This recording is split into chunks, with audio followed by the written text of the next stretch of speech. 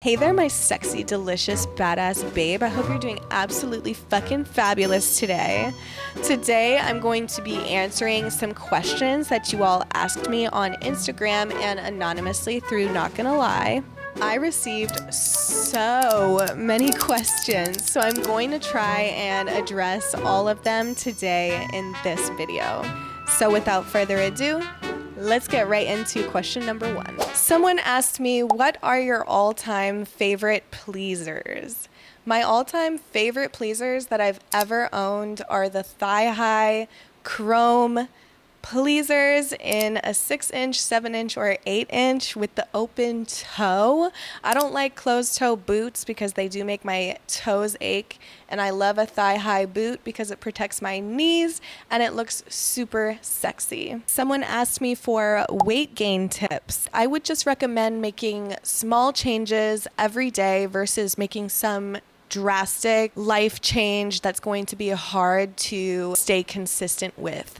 I would say that's the main thing when it comes to any type of fitness goal, is to just make those small adjustments every day, and eventually you will see the progress and it will be more long term than if you do some quick fix. At the end of the day, whatever you're doing on a daily basis is what's going to show on your body in the way that you feel, your energy. Someone reached out and asked, how do you deal with girls in the club that are mean to you and others? And I also got a couple other questions about how to deal with mean girls. When you kill people with kindness, you can sleep at night knowing that you didn't do anything wrong, and that person might change the way that they behave and they might not. But either way, their energy is not your responsibility. And if you have to create boundaries to create space and separate yourself from these type of people because they might be draining your energy, they might be negatively influencing you, then you have every right to do that and to protect yourself and your sacred energy. Someone asked, is it silly to dream about making money all my life with dancing if I'm not a professional? It might be a good time to ask yourself, what are you defining as a good dancer? Because there are so many elements that go into being a good dancer. Maybe you have really amazing stage presence. Maybe you're really amazing at aerial tricks. Maybe you have incredible technique. And whatever it is that you focus the most of your time and energy on is going to be what you end up being really good at. Ask yourself, what are my focus areas? What matters to me as a dancer? What's the most important things to me? And how can I get to my goals while simultaneously working through the journey? If you do it your whole life, you are going to make progress and you are going to improve in ways that you may have never expected. After 8 years of dancing myself, I am so much better in my stage presence, in my aura, in my technique, in the way that I approach learning dancing. And there's just so many areas for improvement and growth and learning. So just be open to learning, be open to growth, be open to feedback, and you will organically improve as long as you are consistent and dedicated. Someone asked me, what is one thing that you are afraid of? I would say that I am actually a pretty shy and introverted person, and putting myself out there and being on stage used to be something that I was very nervous about and very scared of, but had always desired. And I'm also the type of person that when I know that I'm afraid of something, I will put myself in the position to do it anyways because I enjoy the feeling of challenging myself and overcoming a fear that might have been holding me back from doing what I wanted to be doing or from fulfilling my dreams. But there are still things that I'm afraid of. Like, I'm not a huge fan of spiders, and I also don't like anything that scurries on the ground. And I describe it as creatures that scurry, such as, rats, rodents, squirrels, or anything that just moves very quickly and crawls on the ground. It scares me because they're unpredictable, and I think I had an experience as a child with a squirrel chasing me. So I think I'm just a little afraid of anything that moves really quickly and crawls and is really small and could potentially crawl up my clothes or whatever. I don't know if these fears have come from real experiences or nightmares that I've had as a child, but it has stuck with me into adulthood. I'm totally fine with them being around, but just please don't get anywhere near me. Someone asked me if I had to dye my hair, what color would it be? If I had to dye my hair, I would probably want to go platinum blonde, like Marilyn Monroe style, because I always thought that that would be beautiful and also still complementary to my complexion. But my mom would be very, very upset with me, and many of my friends and people in my life would not be happy with me if I did dye my hair. I have dyed little pieces of it before, like I got the money pieces here in the front and I dyed them like pink, and that was cute, so I would love to have pink hair. I would like to fuck around more with wigs. I just don't really know how to apply them. My red hair is definitely one of my favorite things about me. But I love this question. It's a fun question. Someone asked me, who is your favorite Sanrio character? And it would have to be Kuromi. I got this phone case when I was in San Francisco with my girlfriend at one of those like touristy kiosks, and I just thought it was so cute. Someone asked me, do you own Show Pony? No, I do not own Show Pony heels. I actually reached out to her when she was just a small business starting out selling the heel sleeves, and I reached out because I thought it was an amazing product because I love thigh-high boots and I also have a lot of sandals, so it was cool to be able to put the sleeves on and be able to have a thigh-high, and her designs were very cute and glitzy and sex worker friendly. So I actually reached out to her to be an affiliate, and she was very excited about it. And then ever since then, we have been working together. And in the 2 years, I think that we've been working together, she also released a new heels line, and so I helped her promote that. And I am still a affiliate and sponsored by XO Show Pony. There's a link in the description if you want to check out her store. And I also have a discount code if you would like to make a purchase. Someone asked me for advice for retirement and healthcare within the industry once you are ready to stop. And I think that this is important even if you're not ready to stop, because you might need these things even while you're dancing. Before you're retired, you should start preparing. There's so many things that you can do when it comes to investments and saving, but the top 2 things I will recommend that you do is, number 1, save up 3 to 6 months worth of your expenses into an emergency fund, and you can put this into a savings account or some account that you can easily access, but potentially it still can benefit from interest from you leaving the money in that account. So if you can find a savings account that gives you a percentage interest, that would be a great option for that emergency fund. And then number 2, if you're a self-employed dancer, the number 1 thing you can do for retirement is to open up a Roth IRA account. What a Roth IRA is it's a post-taxed money retirement fund. It's one of the best investments you can make to secure your future as a self-employed person. So I would definitely look into getting a Roth IRA and investing the max amount that you can every year, which is $6,000.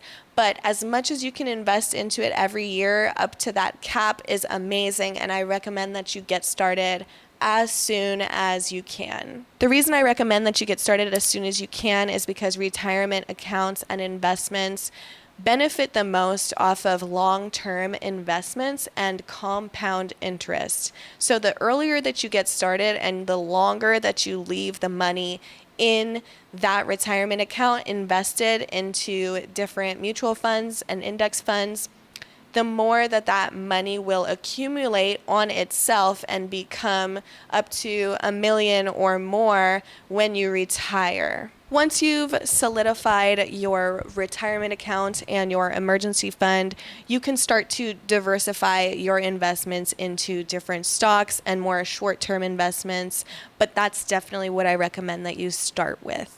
Someone asked me if I have any tips for flexibility. I have a lot of different movement and flexibility videos on my channel if you need inspiration for routines to stick to, but my main tip is to stay as disciplined and consistent as you can with your practice. You don't have to stretch for an hour a day. It's actually scientifically proven that 15 minutes a day is the optimal amount of time to stretch every day to see progress. So I would recommend just sticking to a plan of doing it as consistently as you can, 3 times a week, 4 times a week, every day, whatever works for you in your schedule. Stick to that for several weeks, and that is when you will start to see progress in your flexibility. Someone says, your outfit always 8. Can you show your fave top 3? I definitely can. Thank you for the compliment. I didn't always feel like I was the most fashionable person, but I am starting to lean into that. So I'm going to post 3 of my favorite outfits I've ever worn here, and you can take a look at those and let me know which one is your favorite in the comments. Someone said, you live in PDX now. Are you working at a club? Yes, I did move back to Portland, and I'm currently working at a little club called Lucky Devil, and I'm really enjoying it there. Someone said, so nice meeting you on Snoop Tour. Such a divine soul. And your mama. Keep being you. This is so sweet. The person who sent this is someone who I met on the Snoop show tour, and they helped my mom and I because we actually gave them a pole to use for the night. So he met my mom, and it was just really sweet the way that he was appreciative of the pole dancers and our artwork, and he's been in touch with me ever since. So this was just a sweet message to receive. Thank you, and I can't wait to see you again on a future Snoop show. Someone said, you are my biggest inspiration. Never stop dreaming. Thank you so much. Every single message that I receive like this keeps me going. You all keep me going, and I love you all so much. Thank you. Someone said, did you ever have sugar daddies? I have went on sugar daddy dates and various situations like this, but I have never actually had a long-term sugar daddy. I like to keep my business at the strip club and my personal life separate, and I find that very hard to do when I let those boundaries get blurry. I love all sex workers. I love any bad bitch who gets to the bag. So this is just a personal choice and something that I've discovered through personal experience, what I am comfortable with and what I'm not comfortable with. Someone asked, do you think it is possible to make money just by dancing on shows, etc.? And I know that there are dancers who make a full-time living off of dancing for shows and gigs. I would say that if you are planning to be a dancer for a living, you should expect to have many different income streams. So a lot of people that are dancers also do online work in some type of capacity. They might also teach dancing and be an instructor. So a lot of people who are artists and dancers have a wide variety of income streams to support their lifestyle. So I would just recommend seeing how it goes. You know, everyone's situation and everyone's journey is very, very different in the dance world. So I would just try things and see what works, see what doesn't for you, see what you like, see what you don't like, and make adjustments like that over time. One of you asked for back-focused mobility and stretching, and I will definitely get on this for a future YouTube video flow. But I would also recommend Moonchild's Flexibility Lab on red light therapy. She's been able to achieve amazing results with some students with their back flexibility and mobility. So I would definitely check that out as well. And like I've said with the other flexibility tips and questions, make sure that whatever you do, you're staying as consistent and disciplined as you can if you would like to see long-term results. Someone said, outfit is stunning. Where did you get it? Thank you. And this outfit was actually borrowed from a friend who actually thrifted it off of another friend. So this is definitely a unique find, and unfortunately, I do not know where it is from. Someone asked how to regain confidence after COVID. I think that's a great question. And when it comes to confidence, a lot of the time it takes time. So give yourself patience, give yourself affection and love, regardless of whether you're feeling confident right now or not. And to build that confidence back, I would focus on yourself, focus on things that are good for you, focus on things that you enjoy doing, and eat good food, eat well, get some good sleep, and take good care of yourself. And those things will help you regain confidence and feel better in your body, because confidence really does come from within and how we are truly feeling about ourselves. So I would just start with doing some reflection and some small changes every day to get yourself back on track. Someone said, when are you going to marry me? Probably never. Someone asked for lap dance tips and tricks, and I can definitely give you a couple tips and tricks. But take my Sales for Strippers class on red light therapy, or you can purchase my lap dance tutorial guide from Res Repository as well. It's only $11. So both of those are great resources on how to give a good lap dance and how to make money in the club off of lap dances as well. But I will share one piece of advice, which is slow the fuck down, because a lot of people start moving around really, really quickly, changing positions and just going really quickly through their lap dance. And that's not just hurting your money, but it's also not as sexy as being able to just hold space with somebody, be really intimate and slow and present and intoxicating and mesmerizing and all the good things. So whatever you're doing in the lap dance, I just really recommend that you slow the entire vibe down and really focus on being present with that person. Someone asked, how did you get to work with Snoop Dogg? I love your art and take inspo from you.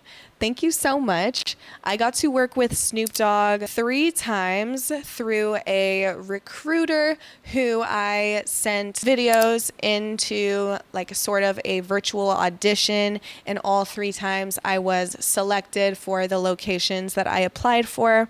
So that's how I ended up getting to work with Snoop Dogg. It was through a recruiter who posted on Instagram about the opportunity, and I then submitted material to audition for those opportunities.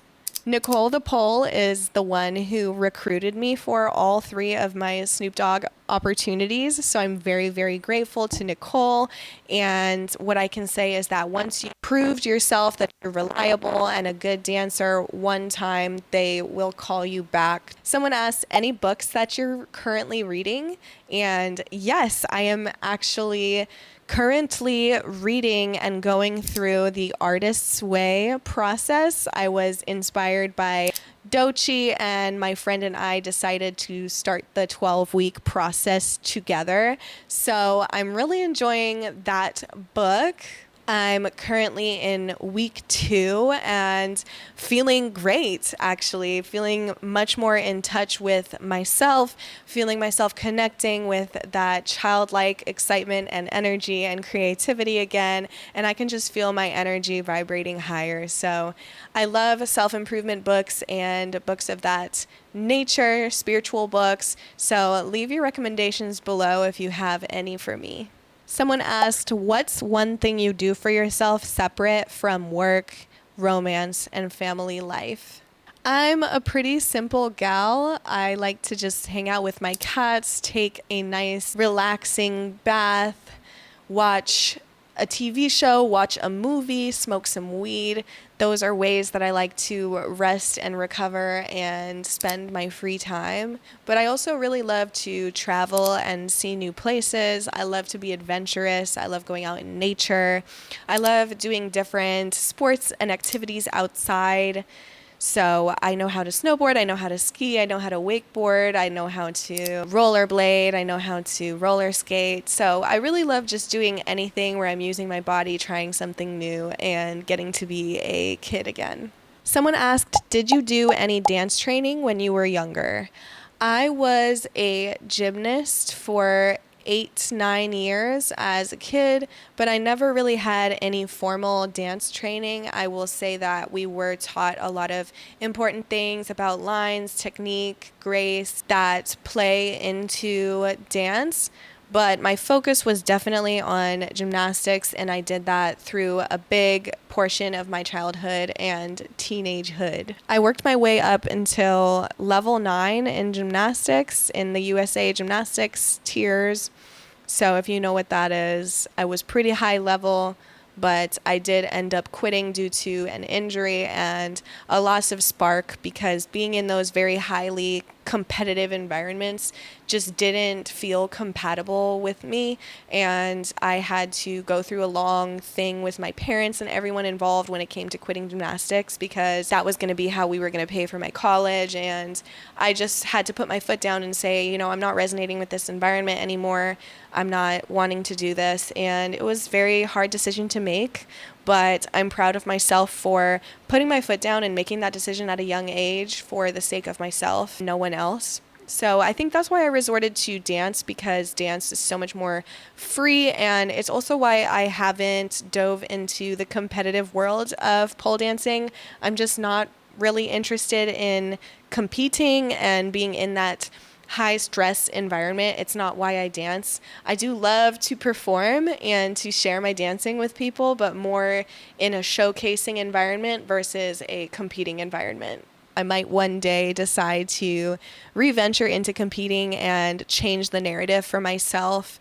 But as of right now, that's why I've never competed in pole and why I might have really nice lines and flexibility that comes from many, many years of consistent training. I oftentimes hesitate sharing my background in gymnastics because a lot of people will listen to that and be like, okay, well, she was a gymnast, so I'm never going to be able to be as good as her, or I'm never going to be able to do these pole tricks because she has all of these years on me.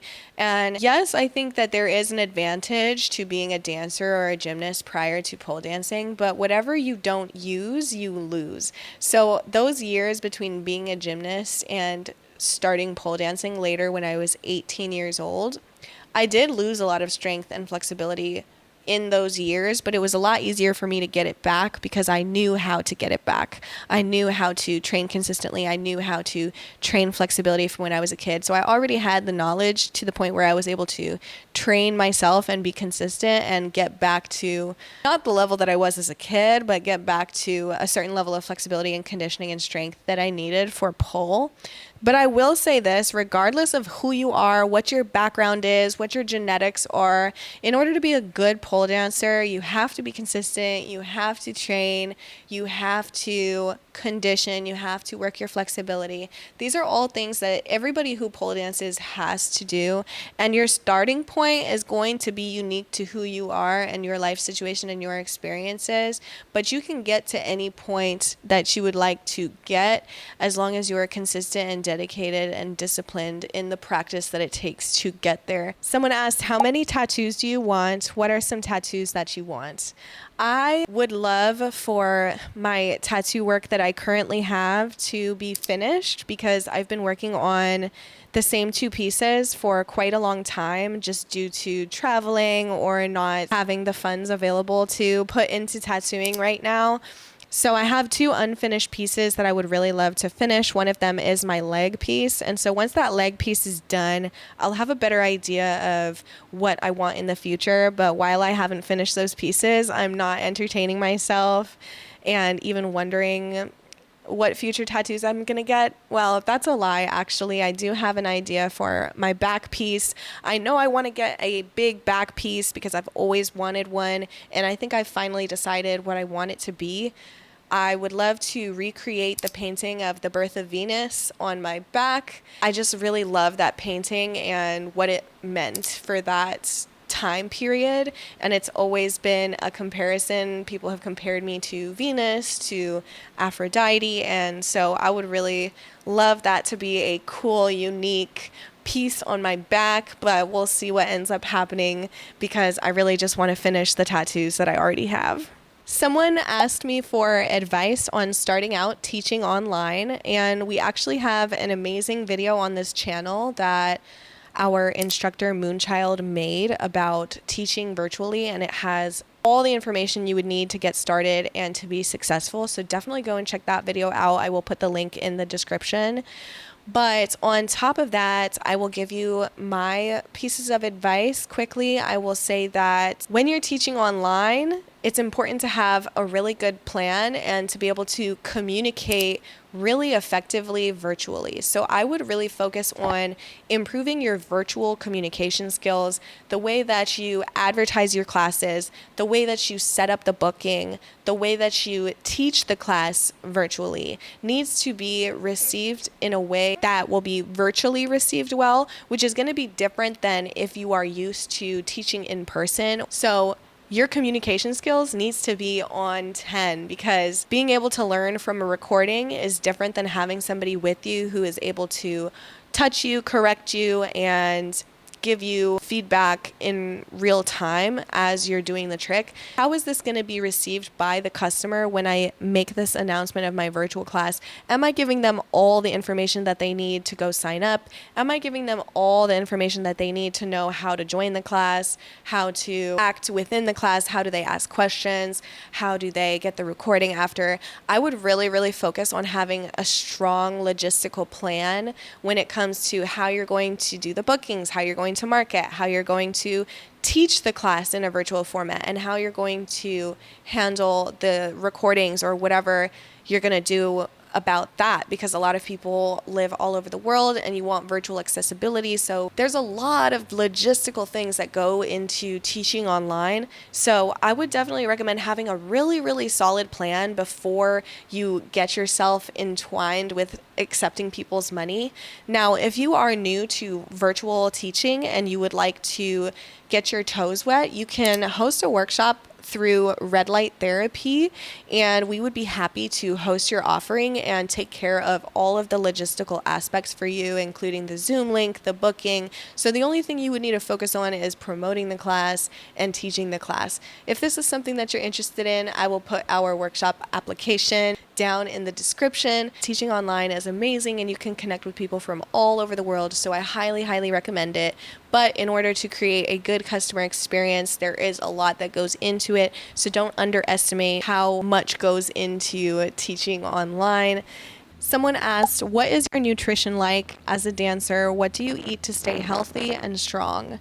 I will eat what my girlfriend cooks. She's an amazing cook, and usually we have some type of protein, so fish or chicken, and then we have rice or noodles or something like that, and then we'll have some type of veggie. So that has been going really well for us. I really like having those balanced meals because I think it really contributes to me having the energy to do what I do.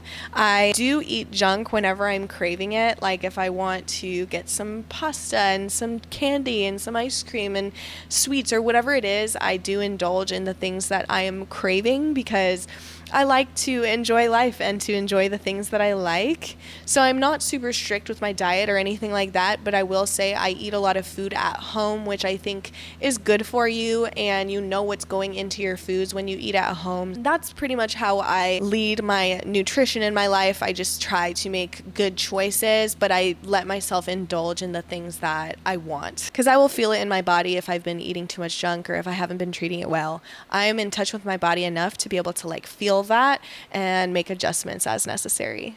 I do like to eat a lot of fruit though, so I'm a little fruity. Someone said, just want to say you have inspired me for so long since I started pole and sexy shows. thank you. And thank you so much for supporting me this long.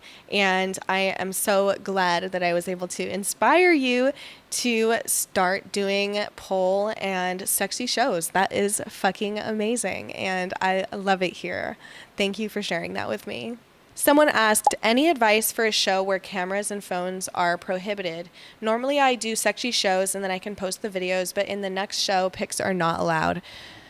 I have definitely been in that scenario before. Some of my most amazing performances have not been captured on video. So I just try to make the most of those scenarios and try to be really present, because you don't have to post everything for it to have actually happened.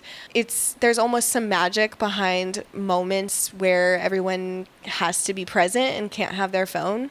And I think that makes for really intimate, amazing shows sometimes, even though you can't document it and prove to others that it happened. So I would take that into consideration, but there are scenarios where I have asked people who were putting on the show if it would be okay if I filmed myself.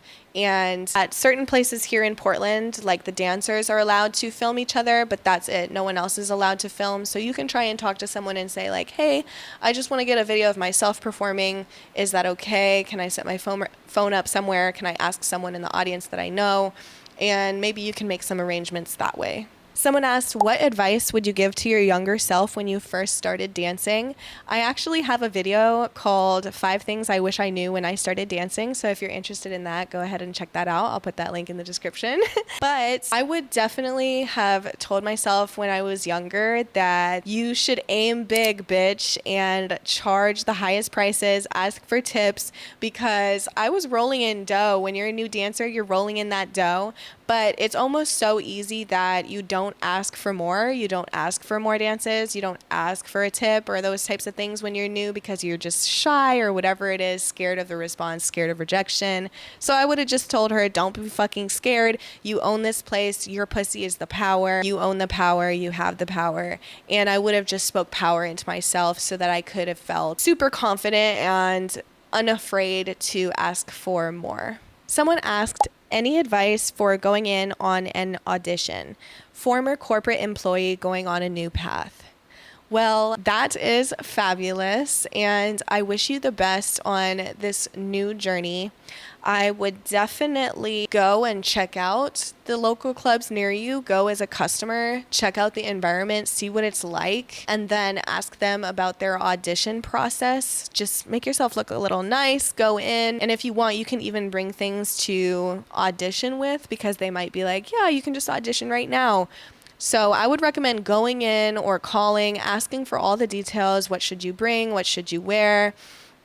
And potentially even asking the other dancers at that club how they enjoy the club, how they enjoy the atmosphere, so that you can have a good idea what you're getting into before you go there, because you're not often going to find all the information that you need online. You kind of need to just go and experience it, go and figure it out. Make sure that you tip the dancers that give you advice, that give you tips, and make sure that you're nice to all of the staff, and you'll quickly realize if it's an environment that you can see yourself in or not. Someone asked, how are you today? I am doing great today. Today I woke up, I did my morning pages for the Artist's Way, and I got ready to make this video. So I'm doing great. I love making YouTube videos. This has been really fun answering your guys' questions and just being chill with you guys, hanging out, just casually answering these questions has been pretty easy for me. I guess I was a little nervous about how this would go, but it's been really fun, and I feel like I'm just talking to my bestie. So I hope you guys are enjoying the video. Go ahead and like and subscribe if you haven't yet. And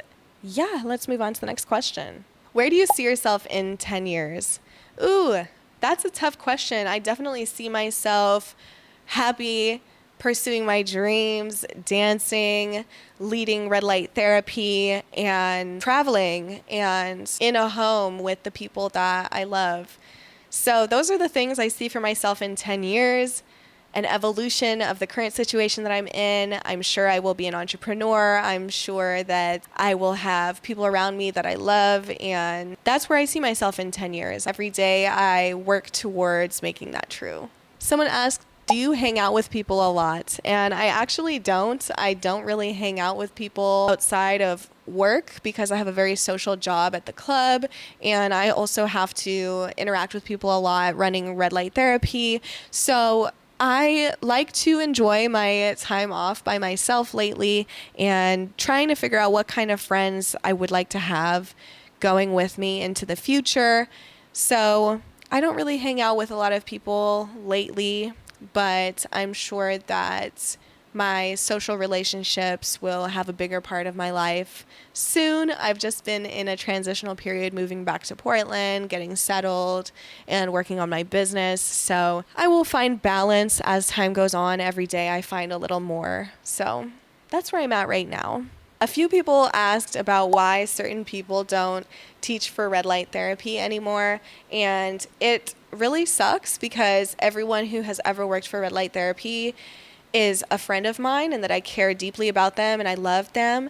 When you run a business with a team of people, in order to keep things fair and keep things moving forward and growing and keep the lights on pretty much in the business, I have to make hard decisions sometimes when certain people aren't pulling their weight or contributing in the way that they need to be a part of the team. And so I have to make very hard decisions sometimes that aren't easy to make, but will be the best decision for the greater good of the team and of the community. So even though I might not be very happy about certain decisions, or people who were involved might not be super happy about certain decisions, it was a hard decision to make, right? I literally call it my red light hat that I have to put on when I make business decisions that are hard. It also does create space for those who might really need the opportunity, who might really want the opportunity, and who will pull their weight and hold up to their responsibilities and expectations. Someone asked, was it nerve-wracking stripping for the first time? And I actually have a video of the story of my first time stripping, so I will put that in the description as well. It was definitely nerve-wracking. I was so nervous to do it, but I was also really excited to do it.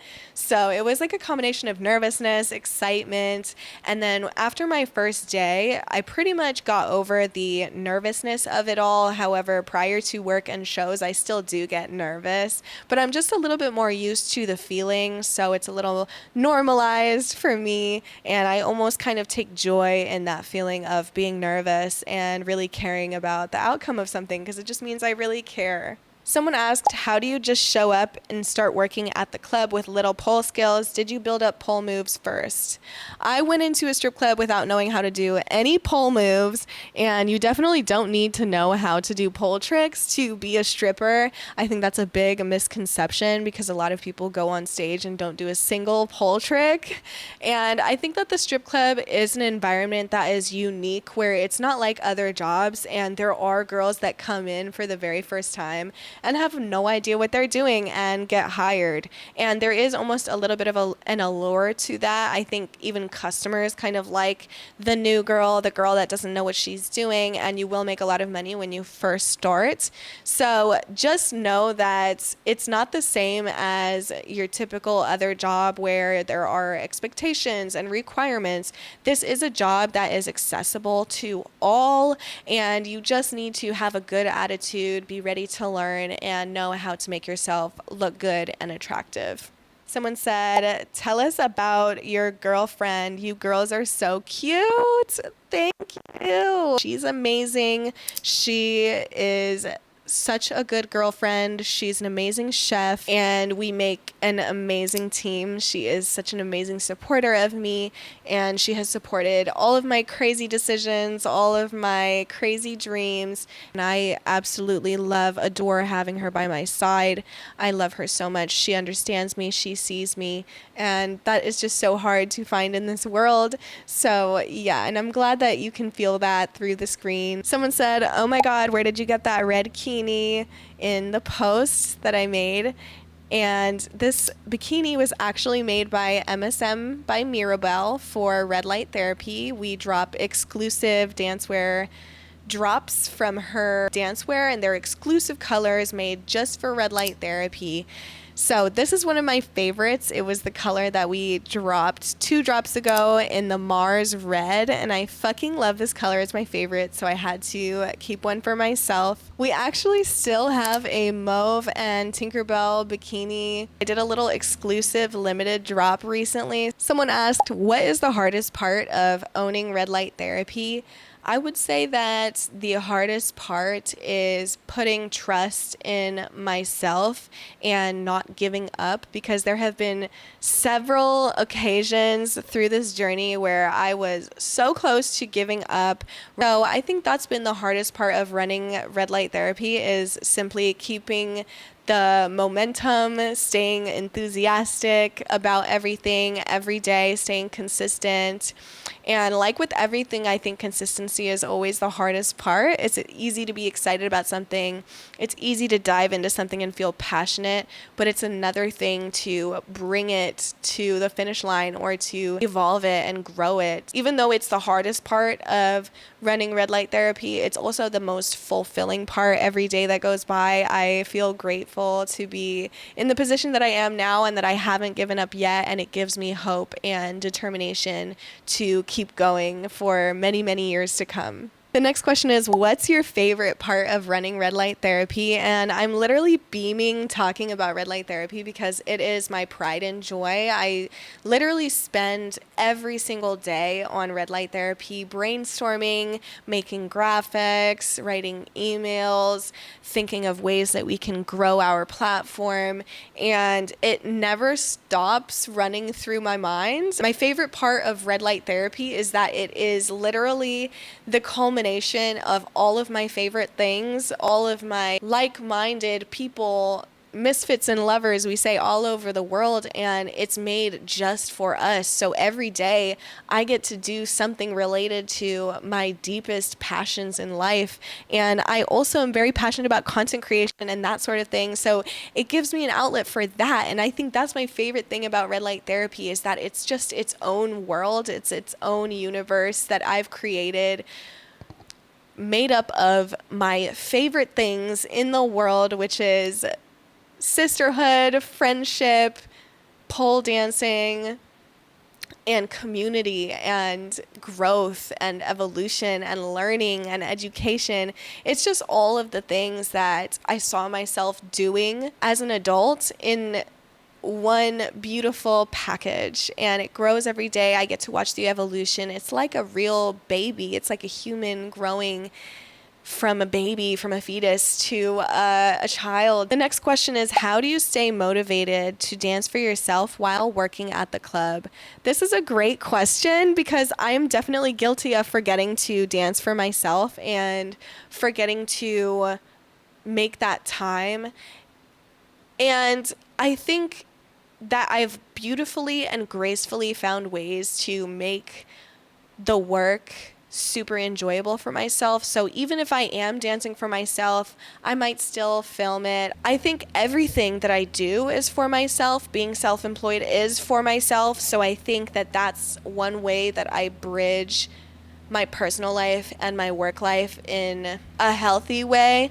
However, when it comes to dancing for myself, like purely for my enjoyment and not for work, I try to find music that I really like, and I just put it on and I'll naturally start dancing. I'll naturally start jumping on the pole. So just putting on some good music will oftentimes spark the creativity that I need to just like do something for myself or do something purely for the enjoyment. There is always time for doing what you want to do. Someone asked, what is your weekly training schedule like? How many days do you work, dance, teach, stretch, condition, and work out?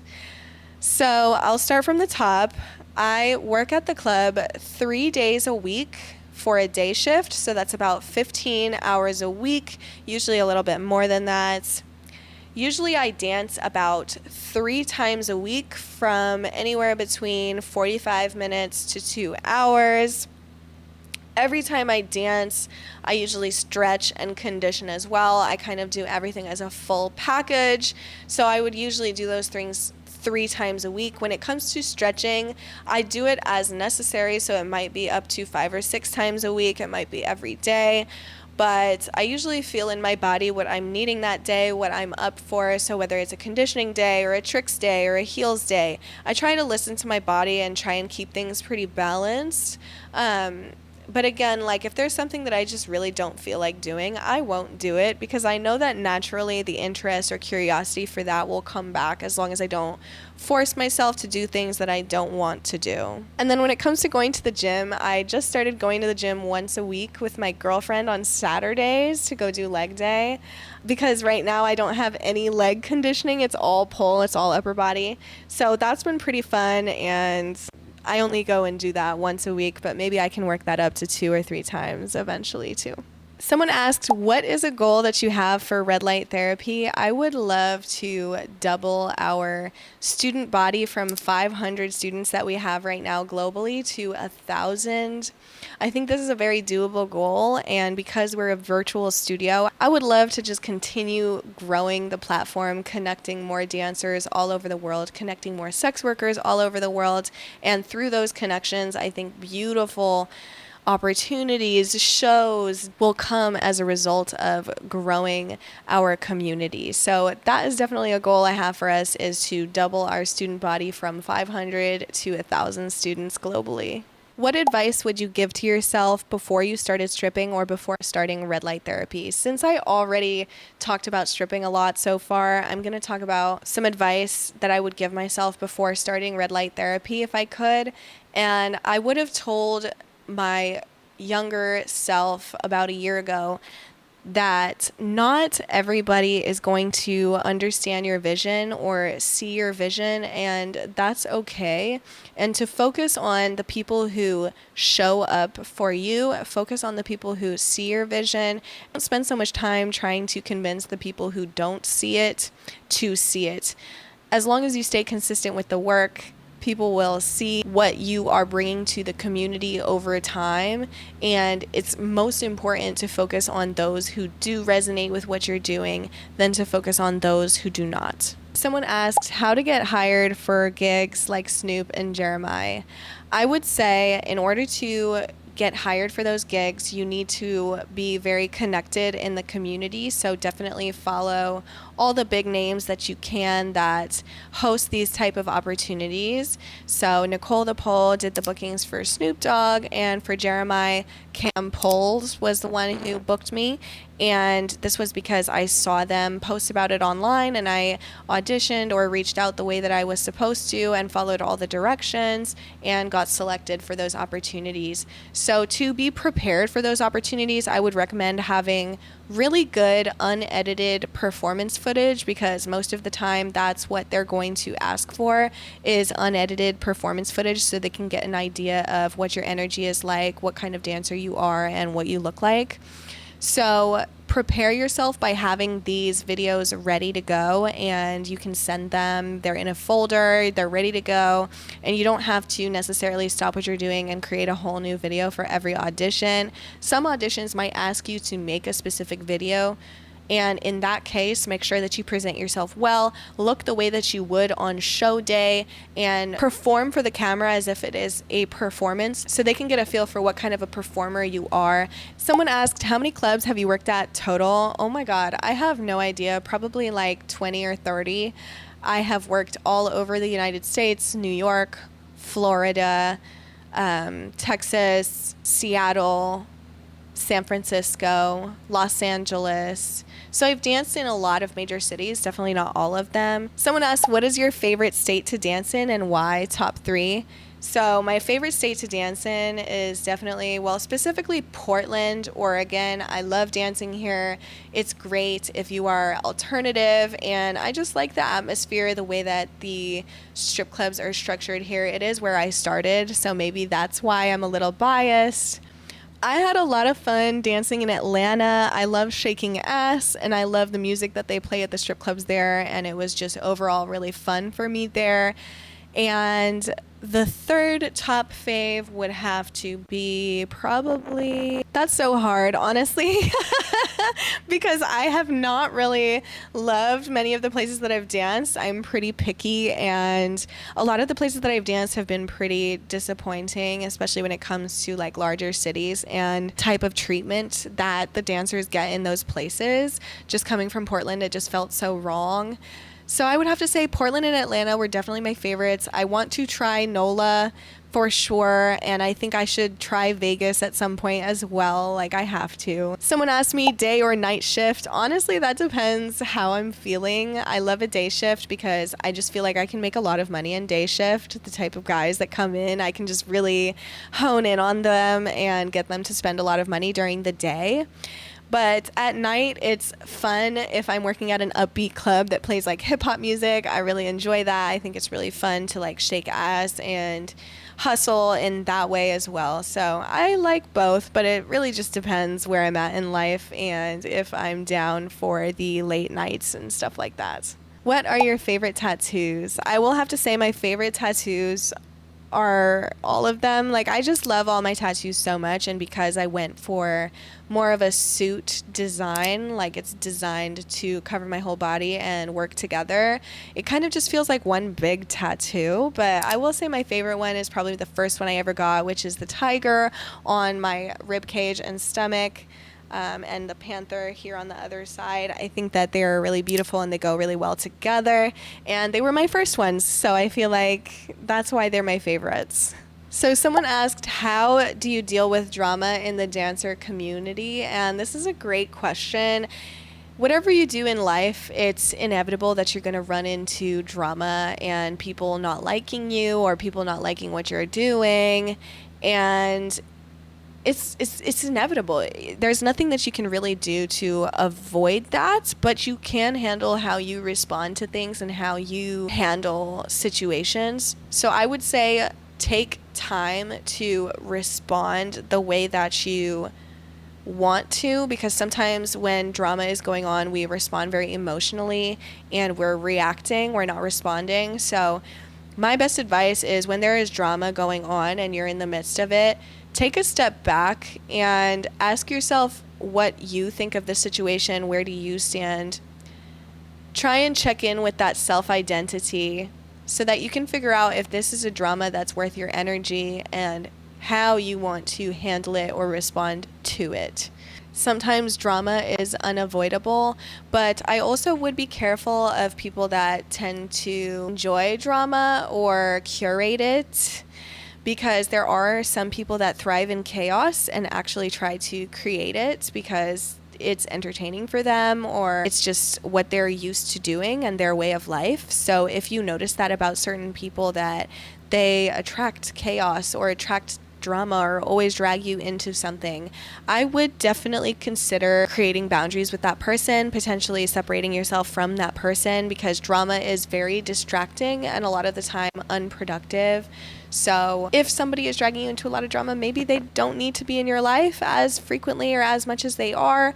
Maybe you need some friends who are a little bit more focused on their goals and focused on growth and improving and self-improvement. And if this person is more interested in creating drama than constructively solving problems or constructively having a conversation, then it's probably better off that you don't interact with that person and create some distance and look for friends and community who will healthily communicate with you and healthily address problems with you and not create unnecessary drama. Someone said, no questions. I've learned so much from you. Just want to say I'm proud of your journey that you've displayed, and please keep it up. You are an icon. This is like the sweetest message ever. Thank you so much for sharing this with me, and it brings me so much joy to inspire you and to make you proud. And I will never stop. So thank you for this encouragement, and I encourage you to keep being iconic as well. Someone asked, what are my skin products that keep me stripper ready, i.e. waxing, bleaching, smooth skin? I don't wax or do anything like that. I actually can't get laser hair removal because I have red hair. Shocker. Apparently blondes and redheads cannot get laser hair removal. So I am a shaver. I like the Bic 5-blade razors. They work really well for all areas, but I'm also not afraid to rock a little bush every once in a while or rock some body hair. Another reason I love dancing in Portland. I also like to use, I think it's the CeraVe body lotion. It keeps my skin nice and moisturized. And when it comes to razor burn and stuff like that, it does happen to me, and honestly, I haven't found a good solution against it. I know you can roll some deodorant on freshly shaved skin to avoid the razor burn. I think that does work pretty well. But the thing that I've noticed that works the best is just frequently shaving and being in a consistent routine of that, because your skin does actually adjust to the routine and you don't get razor burn as much. I don't know how it works, but it does work. Like, the more frequently you shave, the less you get razor burn. So I usually shave every like 2 or 3 days, or whenever it gets, too long of stubble. And that's how I keep my skin nice and smooth and stripper ready. But as for the skin on my face, I used to be on tretinoin. I do want to get back on tretinoin. I do use a acid peel by The Ordinary and the retinol by The Ordinary, and just try to keep my skin really hydrated. And I also use a really good sunscreen every day before I go out in the sun. I did a video on affordable stripper skincare and makeup a little while back, so you can go ahead and check that out if you're interested. I started my career in the strip club when I was 18 years old. You can check out that baby stripper story time on my channel. That's how I started in sex work, was in the strip club, and I've pretty much always been in the strip club. I did some online sex work at one point, but I haven't really ventured into other departments of sex work. I have went on some sugar daddy dates, but that's about it. Someone asked me, did you get your breasts done? And okay, I thought they were getting a little bigger, but thank you. No, I did not get my breasts done.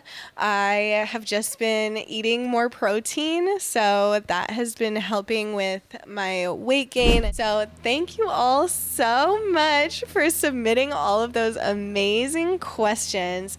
I had so much fun just chilling with you and going through all of them and giving them all an honest and true answer. So I hope that you enjoyed it, and I can't wait to see you in the next video. I post every Thursday on YouTube. Make sure that you subscribe and comment below if you have anything in common with me, or maybe you just have something to add to the conversation.